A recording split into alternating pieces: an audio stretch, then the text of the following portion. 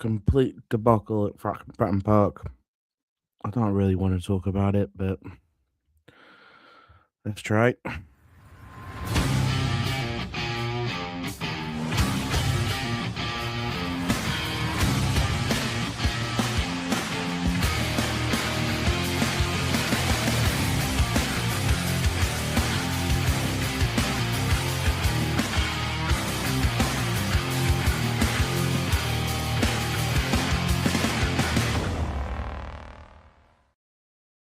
Hello, everybody. Welcome in episode 37 of the From the Verified podcast. My name is Callum. I will be your host as always. Hope you're doing okay.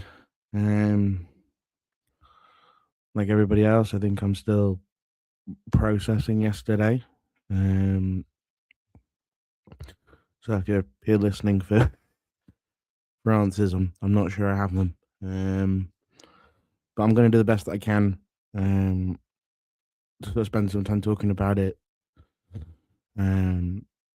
Sort of see if we can maybe point at some of the failures, some of the things that went wrong, and then some causes for optimism. Because I think there are some, right. A lot of it based upon the window opening on Thursday, and it is critical that we get that right. But there were some things from yesterday that weren't awful. They shouldn't make you feel terrible. But the way that ended, there's still a gut punch to me now. If we can't dish it out, if we can dish it out, you have to be able to take it at the end. Fair play to Portsmouth. They took the two chances. I'm not going to be on here and sort of disparage them or talk about them very much. To be honest with you, I think a lot of the issues yesterday, very specifically, were about the way that we played and the things that we did and didn't do. And some of it is quite alarming. But as I say, there are some sprouts of optimism. It just doesn't feel like it at the moment. Let's say hello to a couple of people who are in here. Charlie saying, Callum, mate, we're banging trouble. We need some real quality incomings or we're down. It's not being pessimistic at all. We'll come to it. We will chat about January. Robert was following the game on X. Was leave when we scored and added time. And at first I thought someone was joking when they said Pompey scored a minute later and it was well over added time. Well, we'll come to that moment, Robert. Yeah, we'll talk about it. I'm not going to blame the referee today. I don't think he was very good. I thought some of the decision making was appalling, but I also don't think necessarily he's the reason we've lost that game. Did he contribute? Probably, but referees always do. And these things do even themselves out over the course of the season. Sam, hi, Cam. Let's discuss this again. We spent about 4 hours doing it this morning, Sam, on the way home. But yeah, we'll chat about it once more. Also thought the subs should come on a lot sooner. Yeah. I mean, I was saying this to Sam on the way back. The thing is that we sort of created. He got them up, I think, at 70, which is fine. You can make a 70th minute change with the way the schedule is over this week. Although I don't think Blackbird's going to happen if it's snowing up there this weekend. But you have to, as a manager, assume that the game's going to happen, right? So you've got to rest players. You can't play them all, for extended minutes. And I think he got them up at 70. And then what happened was we forced, I think it was 4 straight corners. And we were sort of on top for a 5 or 10 minute period. And he didn't want to change it because it takes a couple of minutes when subs come on to affect it. Do I think he maybe should have made a couple of subs earlier on, sort of around the 50th, 55th minute? Yeah. I don't think Miles had himself a good game. I don't think Callum was particularly good. Outside of Joe Rankin, Costello and Reece Burke, will come to it. I don't think many players did have a good game yesterday. So I think there were changes he could have made. But it wasn't like Pompey were causing us loads of problems, right? So it's one of those. But yeah, it'll be one of the first things people talk about will be the subs. I'm not sure that them being a little bit late, the reason what happened yesterday happened. The goal is very much a last minute equaliser sort of thing from us. You don't throw your goalkeeper into the box before the 95th minute, so I don't think it changes it. If you take Miles off, well, Miles is the one that gets the flick on for Nibs to knock it in. So swings and roundabouts. I think maybe Apter for Brie was something I would have done earlier. Thought we were the better team. One redeeming factor of 4 points from 8 games, but still 5 points clear the relegation zone. Keep the faith. Yeah, Stuart, as I say, there are causes for optimism. I'm not going to sit here, on this podcast and just moan. There will be some moaning, unfortunately. But I'm not going to sit here and just say that it's all doom and gloom and it's all over and all the rest of it. Right? You bring up a really good point here, which is actually one of the things I was going to talk about, which is we played the most away games in the league. Right? We've only played 10 at home. We've played 13 away. We have Norwich come to the Valley later in early next year. Portsmouth will come to the Valley, right? And whatever the result at Carrow Road, whatever the result of Fratton Park, whatever the result, at the Valley against Oxford, whatever the result of the Valley against Sheffield Wednesday, there will be chances to pick up points against teams that aren't, a million miles from us, especially if we get the January window right. Again, you won the game in hand, you're in 16th. Like, I think there has been, especially on Twitter, there's been an absolute meltdown. And I don't blame people for having a meltdown. I'm just not sure now that we're sort of 24 hours away, from it, that a meltdown is particularly helpful. And we scored plenty of last minute goals this season, one against us now. Yeah, we did, But that can never go in. That can't go in. That Pompey goal. It can't be one long ball. We'll come back to it. Charlie, I can't bear going back to League One again. I hope we don't either, mate. I'd much rather not go back to Burton. But still, if you ask me now, do I think we're going to? No, I think we are going to make the right signings in January. But January is so key. That left wing back slot, if we don't get that right, we really are going to be in genuine trouble. Sam, still trying to get my head around why we switched off. Yeah. I don't know if I can answer that, but we can go through the mechanisms of what happens, or see if we can pull the threads apart a little bit. Stuart, I just don't think Callum is very good, to be honest. He slips on the second opportunity he has in that first half. The first one's a difficult chance. The second one he slips. If he doesn't slip, I think he puts it in the bottom corner. He's got 3 goals in 4 games. He's a poacher. He's not going to do anything outside the box. And so, at times I forgot that he existed in that game. I don't think he was very good in the game. I don't think he created much space for himself in that game. Again, the off-the-ball running stuff that I've mentioned time and time again with him. But to be honest with you, I don't think the options that we have at the moment are particularly good at all, but they're not getting any opportunities, right? He missed the 2 yesterday, I get that. But at least they're somewhat falling to him. At least they're somewhat falling to Santo Olafe, who can't hit a barn door, right? Like, Miles is too deep.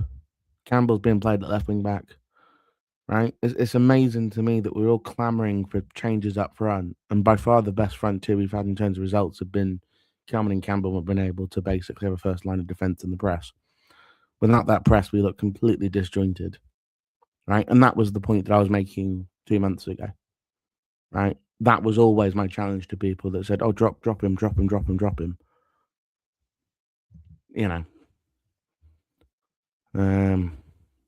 Stuart's playing more away games from home definitely is definitely be odd. Yeah, I mean it should be 11 and 13, Sam. If the Portsmouth game wasn't called off,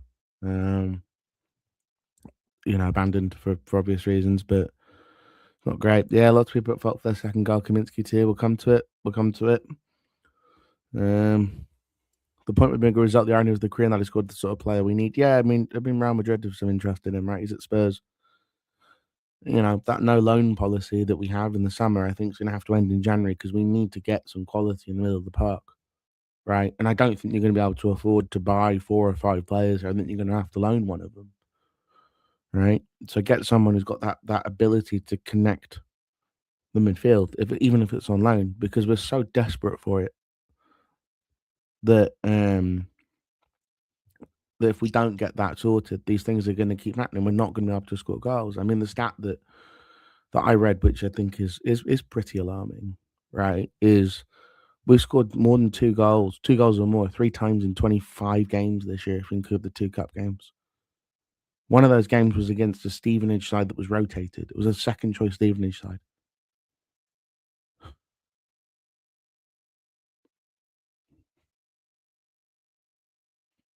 Yeah. If you don't score, well, the reason why, and I was saying this to Sam earlier, I think I may have said it to my mates yesterday. The reason why we're psychoanalyzing every single goal that we concede and it's always someone's fault and we have to go through this whole thing is because whenever we concede a goal, it's catastrophic because we don't score, right? And I'm all for defensive solidity and I'm all for getting that right first, right? And as I say, that's why if we're going to be focused on that, just put TC back up front with Kelman and have that first line of defense, right, with the press, right?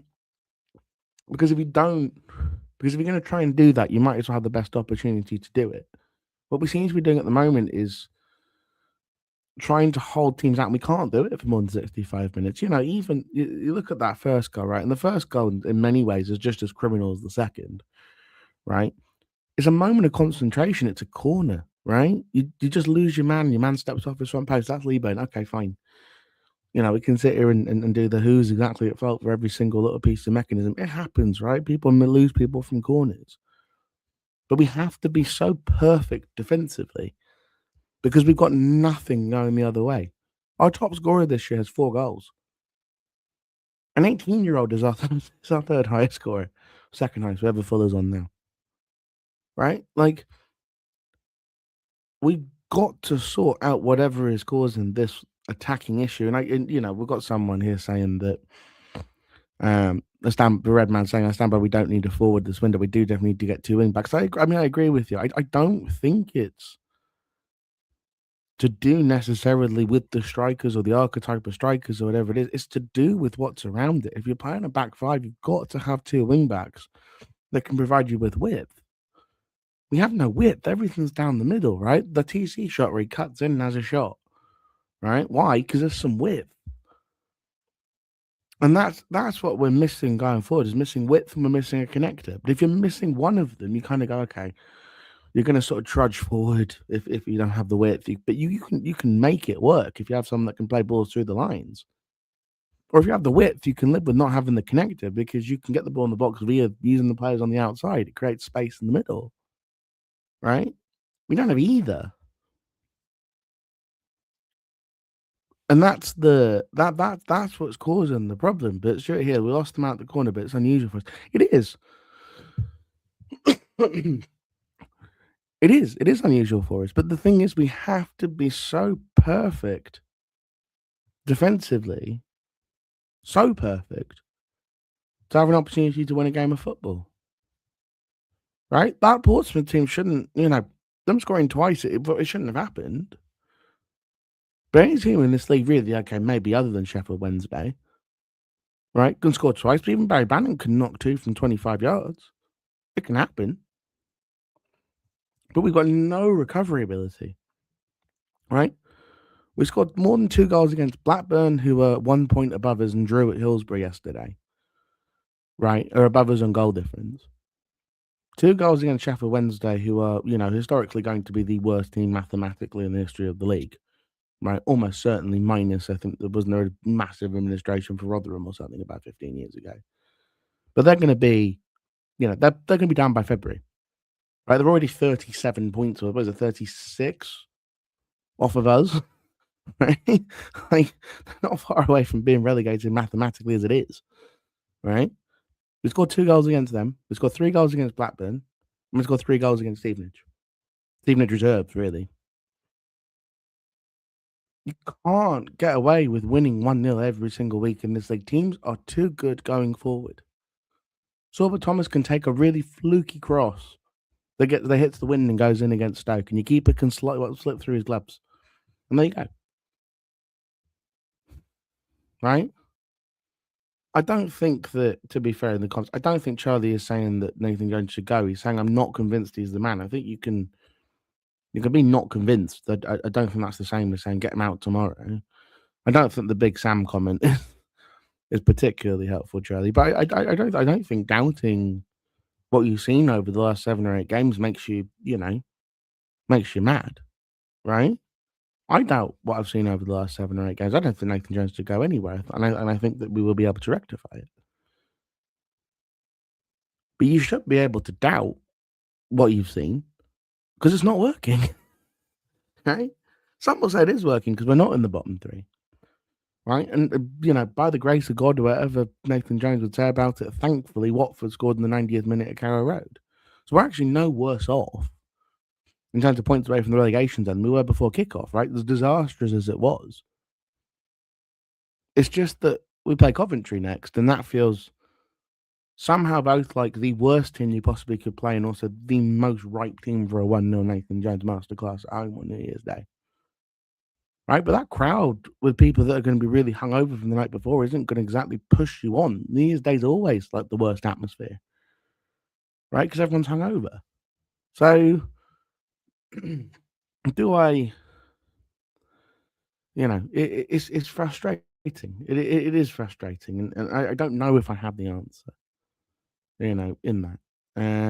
Stuart's saying Sheffield Wednesday and Oxford almost certs, just need one more to tank.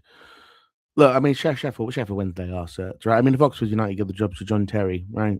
I mean, I will. Someone will clip this, I'm sure. When he keeps them up by 15 points or whatever. But that's I don't think that's the right way to go about it, right? And I don't think that squad's you aren't quite as good as the teams around them and spend enough in the summer. I don't think they've got the money to go out and spend it in January. They're a bit like Luton. They're building a new stadium, and that's going to take a huge chunk out of the budget. JRC had a masterclass. We'll come to JRC. He was a positive. Coventry, I don't have Coventry off the boil necessarily. They have sort of come back down to earth. That was always going to happen, right? Teams in the Championship are not prime Barcelona.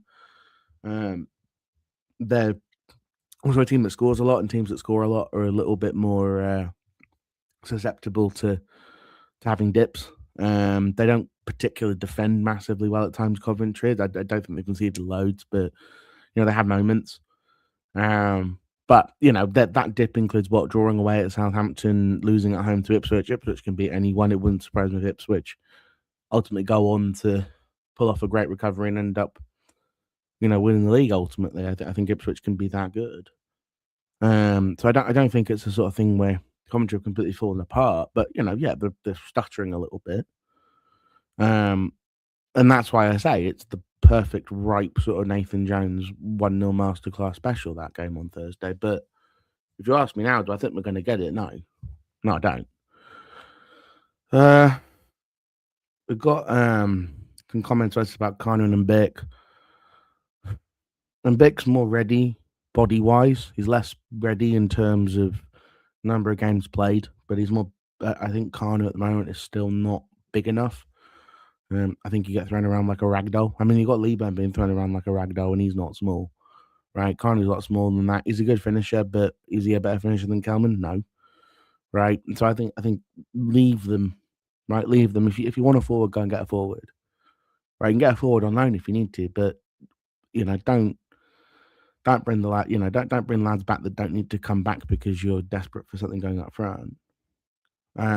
Yeah, Charlie's actually not saying he should go, but he's not beyond criticism from fans. We all want the same thing.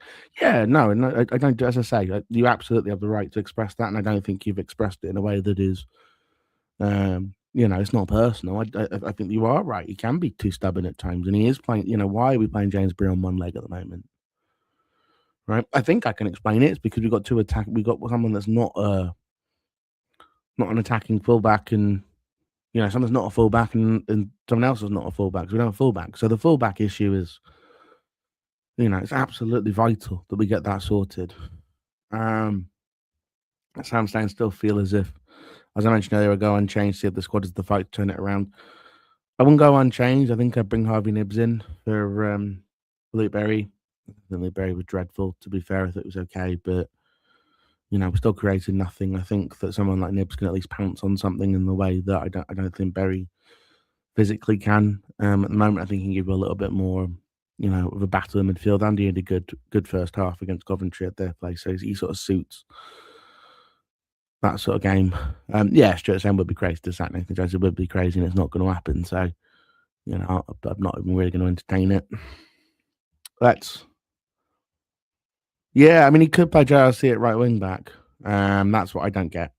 I don't disagree with you. I really don't disagree, and we can move on to that now, and then we'll talk about the gut punch, which was, how was it taken this many games for JRC to play a game? He's got 100, he's got 100 appearances in the Championship, right? He looked comfortable out there. He looked pretty good, right? Is he particularly combative as a midfielder? No, but he can move the ball somewhat forward, right? And we've lacked that in the midfield, so fair play to him. I thought Burke was good. Fair play to him, and he got through 75 minutes or so. I mean, that sub again, right? The Burke's in the back five there rather than Gillespie in the back five there. I don't think that goal goes in, and that's the problem with having a player that can give you 75 minutes because you're trying to basically hold them out for the game against Coventry. It's just saying can't see what Barry gives. It's his ability to pop up off the edge of the box or make a run on a player. He's a good finisher, Berry, but I don't really want him starting anymore.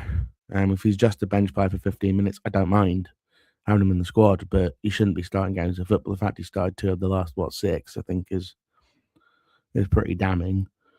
Try to sound the positive is 47 to 48 points will keep you up this season, so we know the 20 points in 23 games. When you look at it like that, it's not that hard. I mean, it's always hard in the Championship. The main thing is that most of them are going to be at home. That's going to help. But I think crowds are probably going to start to drop off slightly.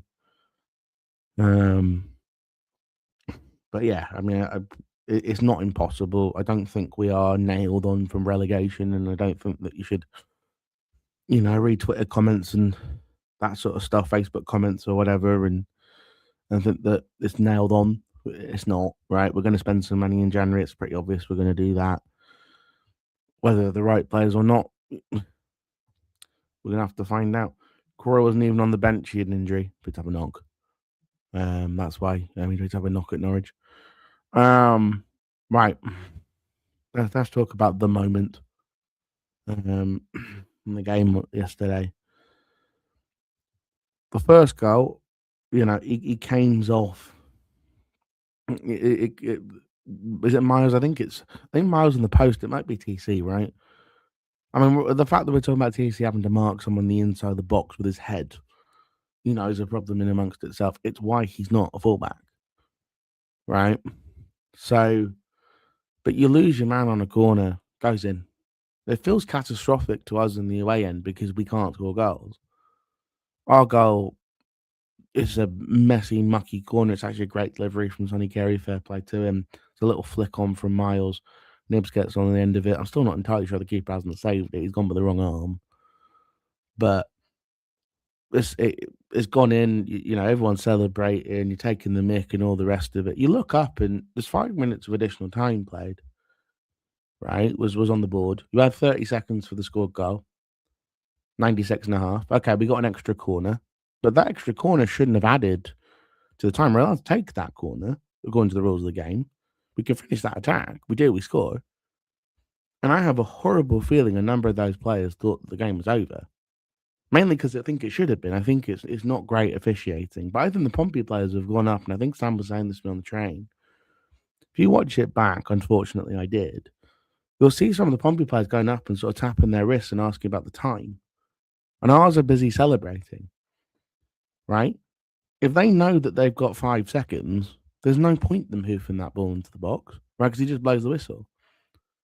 They've clearly been told that there's going to be a minute or whatever it is added on, right? And we can argue as Charlton fans whether that should be added on or not, right? But it's a simple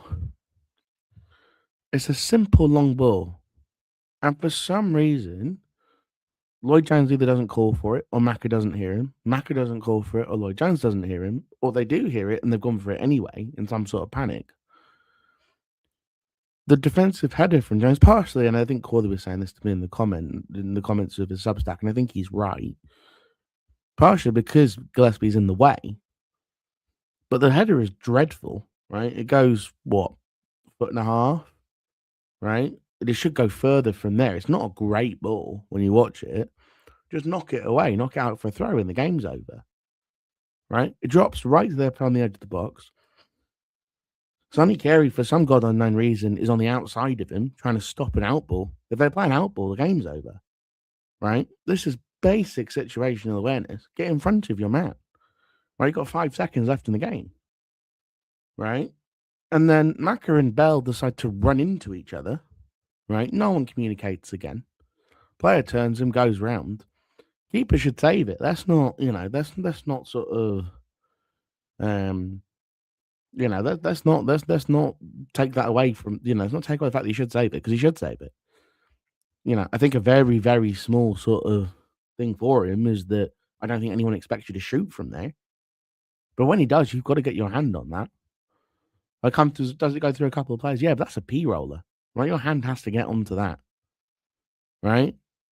It's in, and pandemonium, and we're all stood there, hands in, head and hands, and all the rest of it, But it's multiple moments of stupidity, multiple errors. It's at least 3 or 4 for one goal, right? And it's cost us a point, right? You get that point, you're 6 points clear all of a sudden. You actually gained on the relegation zone, right? As it is, even if we lose to Coventry on Thursday, which is, let's be honest, is the most likely result, we can't drop in. But if the Blackburn game is called off, we can drop in that weekend. Now, that does expect either Norwich or Oxford to win both games, or, and Portsmouth to win one of them. But, the psychological blow of that, I think, would be huge. I don't think this is a fan base, scarred by the last 2 times have been up in the Championship, right? We should be getting news about Leicester's point deduction at some point, right? But I think all of us that know about the Sheffield Wednesday debacle that happened last time, right? You don't think they're going to put it on this year, right? I don't think it's good for the EFL to have Leicester in League One, right? So, we switched off. We didn't put, we were naive, right? You can argue the keeper should have gone down. That's what I did at Barnsley. So I'm gonna be sort of consistent and say, yeah, maybe you should have done, right? But with all of that, it's one long ball. It's a decent bit of skill. Let's not take it away from the lad. And the keeper should save it, right? He set up wrong, and as I say, I think he just doesn't think he's going to shoot from there, because you don't normally shoot from there. But again, situational awareness. You're a 34-year-old keeper, right? I was saying this to Sam on the way up. I think the reason he throws the keeper under the bus so the keeper can take it, right? You've got to keep people's spirits high. Anyone thinking that those comments mean that Will Mannion being gone Thursday, which, by the way, to be 100% clear, if he did put Mannion in, I wouldn't agree with it, but I'd support it, in terms of I want my team to win. I don't think Mannion's a good enough shot stopper for this division, but that doesn't mean that, unlike some, after that second goal went in, my need to be right is not stronger than my support of my football club. Right? There were people that seemingly sounded like they were celebrating the fact that second goal went in because it made them feel as if they were right, and that was, I don't get that. And some of them may be troll accounts and bot accounts and whatever, but some of them are match going fans who I know, right, or know of, and I think that's pretty damning. Went through to our defender's leg. Maybe he was unsighted. I mean, even if you're unsighted, it's a P roller. It is accurate, right? But it goes under his glove. It's not like he didn't get there. So he should save it. He should save it. Let's not sort of sugarcoat it. Will he change it? I don't think so. If I'm honest, he criticised Icestead pretty significantly, if not more, after that Northampton debacle when he played the Saturday after. So I don't think that's necessarily the plan, but in the same way, you can't make mistakes like that in moments like that, in games like that. Right? If we go down by 2 points, that's by a point, that'll be the one. That'll be one you look at. We go down by 2 points because Portsmouth are 2 points above us. That'll be one that you look back on. Right? but there are, the opportunities to fix it are there, right? And it starts Thursday when the window opens and you go and buy a left back, right? I still think Breathe the line will just be extended and he'll end up. To me, it sounds like he's probably going to be a Charlton player. People aren't going to like that, I don't think, but you know, it is what it is. What it is. Stuart saying it won't happen again. It's happened 3 times in 4 seasons. To it happened at Accrington Stanley. It happened at Barnsley. It's happened again last night. Right? Yeah, it does happen. It does happen. It happens to everyone at some point, right? But it doesn't make it any less frustrating when it does. And it's the importance of that particular game, right? In terms of if not the points, at least the morale. That's where I think that a lot of the frustration, a lot of the anger comes from. But yeah, left wing back. You're gonna need. I don't know what you're gonna do at right wing back. If Bree's groin is affecting him, he can't be playing every week like this, right? Because he can't take a free kick, and one of his best things supposedly is to be a set piece specialist. Kerry takes one corner and puts it straight on the penalty spot. Yeah, Sam was with me for for 2 of those 3. He's been with me for those awful, horrible moments at the end of games. Left wing back, right wing back. I still think centre back is massively important because you can't trust Reece Burke's fitness. And I think teams have found that you can really attack Macaulay Gillespie's lack of pace at this level. And I read something, and actually I don't agree with it. I think that we have maybe been slightly. I think this is normal with clubs that go up, but if we do stay up, you've got to look at next summer. You're going to have a big clear out of some of these League One players, right? Somebody in League One will offer you a fee for Macaulay Gillespie. He's proven at that level. I think this level's a step too high for him. Greg Docherty, I think this level's a step too high for him. I think it may be for. We'll find out with Nibs. He's got a long contract. That's the only thing with him. But I'm not 100% sold. I think the level's too high for Man U, and I think you do need to have another keeper who can really push Kaminsky, because these sorts of mistakes can't keep happening.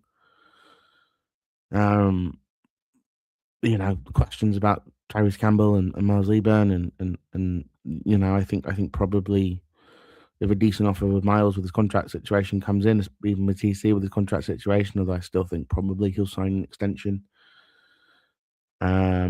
He's got a year trigger, TC, but if he doesn't sign a long-term extension, I think if a good offer comes in, that's one you can look at. Gordon will go, Barry will go. At the end of their contracts, but I think we have to be. Mena Brewer will go, but we're gonna have to be far more cutthroat next summer, right? We may be stuck with Gassan, in terms of the wages and having to pay part of it, but I think for most of the players we have, there is a market, even if that market is the league below, and it's difficult to shift them down.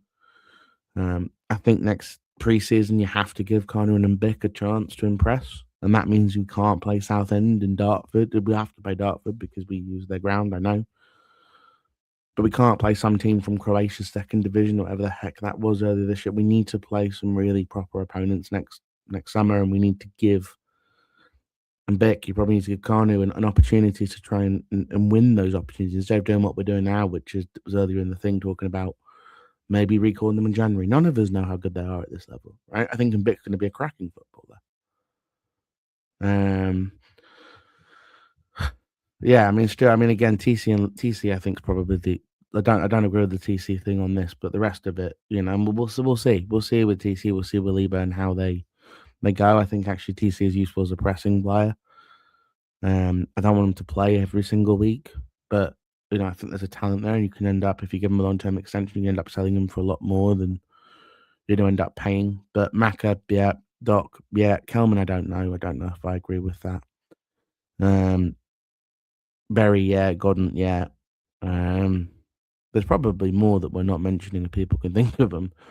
Stick him in. I think Kane Ramsey's been in and out. I still would keep him, to be honest with you. I think he's actually a decent player. Redman said that was always going to be the case. We need to establish ourselves in this league and move players that are not good enough, get players that push the group on. That is true. And I think every promoted team goes through this. right? But we can't do kind of what Portsmouth have done, which is hold on to a lot of those players because they didn't want to pay the cost to replace them. Right, the second summer in the Championship, if we're lucky enough to survive, right, or if we earn the right to survive, it's always the most difficult for a promoted side because you've got to make all those changes and you've got to spend money to get the exchanges. Robert, yeah, Terry Taylor, that's a good one. His contract extended. His contract ends anyway, so he'll go. He's basically a Northampton player at this point anyway, Terry Taylor. But there's a few of them that there's probably 5 or 6 of them that really need to go. And I don't know if you need to replace them necessarily with depth. I don't know if you need another Berry, right? You've got a couple of cams, right? But you definitely need to replace.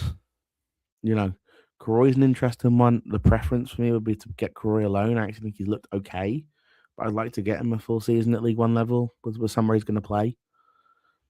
I think you could look at. There's lots of places to go with it, but this January is about adding. We don't have the depth to let players go, but we need to get left wing back sorted, right wing back sorted, whatever we're going to do there. And then it's a question of, is it a forward? Is it a centre back? Is it a forward? Is it a midfielder that solves the problem? I think that's going to be a loan, whoever that is. Tanto I could chuck into that list. Actually, Stuart, of players that I don't know if they're quite good enough for this league. You can't finish like that at this level. Right, there's only one Adama Traore. He's an exception to that rule, and even he's incredibly frustrating. I don't know if I want Adama Traore in a squad in the Championship. I don't think that it's particularly. Yeah, Morris Derby would have been a good acquisition for us. He would have been. I don't actually know if we inquired or not. But he went for what, 2 million quid or something, 4 million quid, something like that. So he went for just under or just around what Callum went for, somewhere between 2 and 4, I think, was the reported number. Whatever happens, we need a physical number 9. That was a big mistake this summer. I don't think that it's tricky with the physical number 9, right? The really big question is, when people talk about strikers, I don't think this is a striker problem. I don't think a big physical number 9 actually makes things much better. I think we have a big number 9. The balls we played to him quite often are absolutely dreadful, right? Because we've got a keeper that can't kick, and we're telling him to kick the ball forward. Dixon's an interesting one. Robert, I don't know if he's exactly. I don't know if Dixon has. I don't think he's lighting it up for Crawley. Does he have some talent? Maybe it was worth a punt at the time. Has he sort of found a level? I'm not sure. I can't imagine he's going to be on any wages of massive amounts, though, so it doesn't bother me if we keep him and loan him out. I don't know if his contract ends. Nibs Extreme is exactly the same problem as Berry. Bird Box Crash is my guess. He is long-term replacement. Surely, yeah, I fully agree with you, Redman. I think that's exactly right. Yeah, I mean, sure. I think the problem here now is you're going 8, 9, 10 players, and you can't relinquish that many. I think it's going to be, if I'm honest, I think that you can look at it and go, Berry, Godden, I think are pretty dead certain that you just let their contracts run out. Not for anything they've done. I just think that it's time. I think there's some pretty obvious ones. Doc, I think, is a pretty obvious one. It also allows you to move the captaincy on. I think that, I think so. Those are 4 that I would look at and go, those are pretty dead certs. I don't think we're going to be getting rid of 10 players in the summer. And I don't think you need to get rid of all the ones you've noted. JRC is an interesting. The problem with Nibs and JRC is they've got 4-year contracts. So not playing them and not giving them an opportunity to kind of show whether they can or can't do it means that they're just going to sit on those contracts, right? You're not going to bring a striker in for 3.5 million and sell him the summer later for 1.5, right? Stuart, unfortunately. So you've got to be reasonable about this. I know we're all frustrated, and I know there are players that maybe aren't playing up to it. I think saying that, I mean, it's tricky. I think probably, if your keeper can make this number of mistakes that they're pretty high profile, and you're not comfortable, saying to the backup, maybe it's time to give you a game. You probably are looking at bringing another keeper in at some point, at least to push, right? Maybe a younger one that can push. But look, there's lots of discussions to be had. Um, I didn't. I don't. It feels like a stomach punch. This one. It's a real gut punch. Um, it's a painful one actually. It's quite a painful feeling that. So I wish I had more answers for people. On how you fix it. I don't know how you fix the attack at the moment with the current personnel, and I don't know. And it worries me immensely playing Coventry on Thursday with TC at left wing back, but I don't know what else you can do. If you move Bell out there and he pulls his hamstring again, we're in the dirt. So, and they've got the sort of players on the outside that can run your hamstrings quite ragged, right? So it's a really difficult one. Um, yeah, I mean, Redman here saying they put the faith in Liban. To be fair, had done the same thing. It's just not good enough for feeding off scraps. It's not his game. I don't know how many times I have to tell people that Liban's actually quite a technical striker. Right? He's never been great at holding the ball up. He can flick the ball on, but he's never been great at hold up. Just because he's 6'6" doesn't mean that that's his game. There are lots of players that are weird. Lissandro Martinez, I was using Man United, is a really good example of when Carragher said he was too short. Right? Well, that's not what he's doing. Right? You find ways around the things that you're not good at. Iron Robin only had 1 foot. So he made it so he could always get onto that foot, even if you knew he was going to cut into it. Right? But we can't just transition players into things that they're not. I think it's worthy giving it a go, and I actually think Miles are still winning stuff in the air. But I stood on against Portsmouth with people just banging on about it. It's doing my head in. It's like, I was one where he won a flick on, and they were like, "Win the second ball." And it's like he's just won the header. I think sometimes the thing with Miles, I think the expectations are high. And I think he may unfortunately end up being a player that ends up being a decent EFL player. But maybe doesn't hit the height that people want. I think those injuries have really pulled away his ability to break away. This is going to be my last point before we go. I mean, but before we go, sure. I think this is a conversation for another day. For those listening, to talk about expensive failures. I mean, the thing with transfer policy is a 50% hit rate is good, right? So, yeah, you're going to make mistakes in the transfer market. You're going to be stuck with players you don't necessarily want. Everyone is, right? I don't think a couple of players is a big thing. I mean, Liban Charlton factor, yeah, part of it. He's not a dad, right? Players sort of get that. I think the academy kids, if they're not Lookman, Conser, or Gomez, they just get endless crap. And I don't agree with it. Is my worry with Micah is I actually think that Micah may be the first kid coming through really since then since Lookman is that level. But he's a striker, and strikers take a little bit longer usually to mature, right? And so I think that there's a reason he's in development squads, right? He's developing, and I think that you have to give him that opportunity next summer. You just have to, right? But if he doesn't take it, it doesn't mean he's a failure. Send him to League One, right? So that's where I sort of stand with it. I totally agree with you on Miles. He never got the development as part of his game because of the injuries. Let's remember he only had 1 full season in men's football. There's that bit, and I think it's also that it's taken away his ability to sprint. Right? You can't. If you look at those goals against Wickham on Boxing Day last year, where he breaks away, the chip is sensational, right? That's the technical bit I talk about. But the first goal, the one against Cambridge when he's on his bike, right? Like, the thing about Miles is what he had was the ability to run because he's so big-legged. What we're doing is we're not playing him in that way. Maybe, again, that's because of injury. But we've almost put him in a little box and said, your box is to flick the ball on, right? But that was never the Miles that we remember seeing when he was playing well in that full season. He was running off people's back shoulders. He was causing nuisance. Go watch the hat-trick against Shrewsbury. Right now we have a thing where we get a penalty against West Brom. He's on the pitch, and Greg Docherty's taking it. He was never taken a penalty in a professional game before. That's the sort of stuff, right? That's the sort of stuff that will contribute to it. But the biggest financial signings have genuinely been failures. I don't think Bree's been a failure. Bree's on one leg at the moment. He's got a groin injury. It's pretty blatantly obvious when you watch him live that he's hobbling on one side. He shouldn't really be playing, I don't think.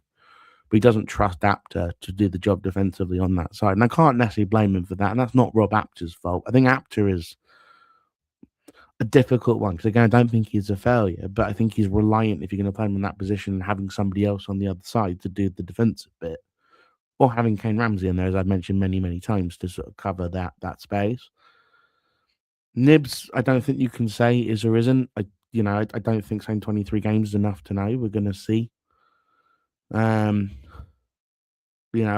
think you have to give players at least one season before you start. Gas was exceptionally bad. It started by not working and it finished not working. I don't think you can say that any of the others haven't shown moments.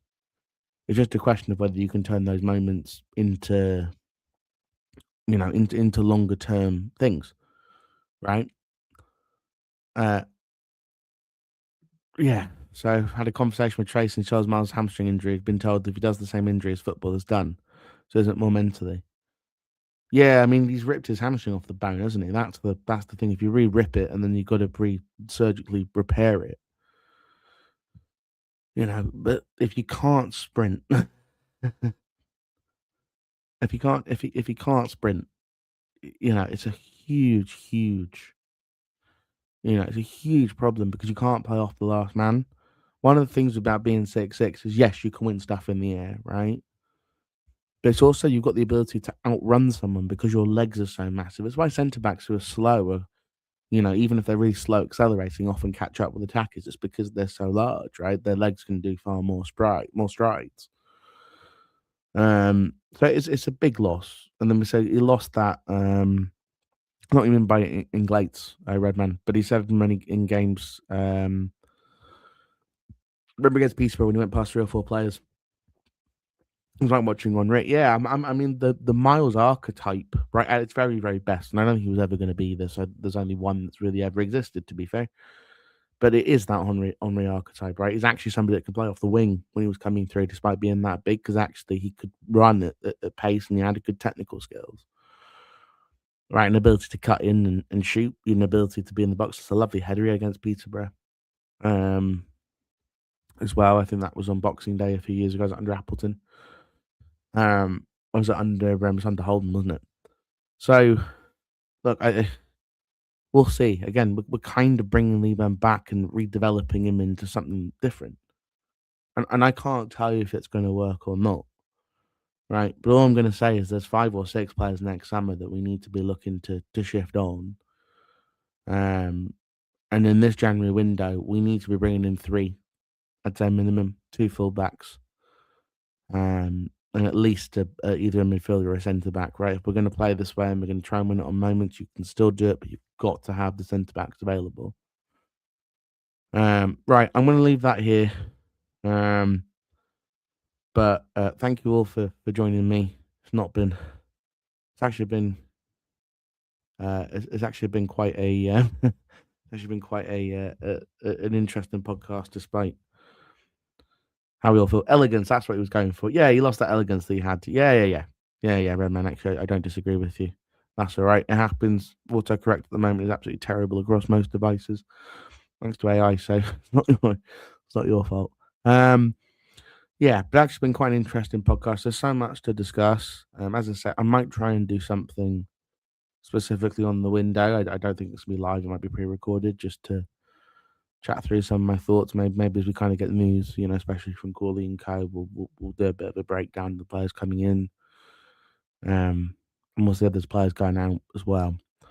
All right, everyone. As I say, I hope you're able to sort of process yesterday. It's taken a while for me. It's a real gut punch, but as I say, remember we're actually no worse off in terms of points from the relegation zone than we were to start. The Blackburn have actually dropped points at Sheffield Wednesday, of all places. So it's not like they went up to, I don't know, Stoke and got something.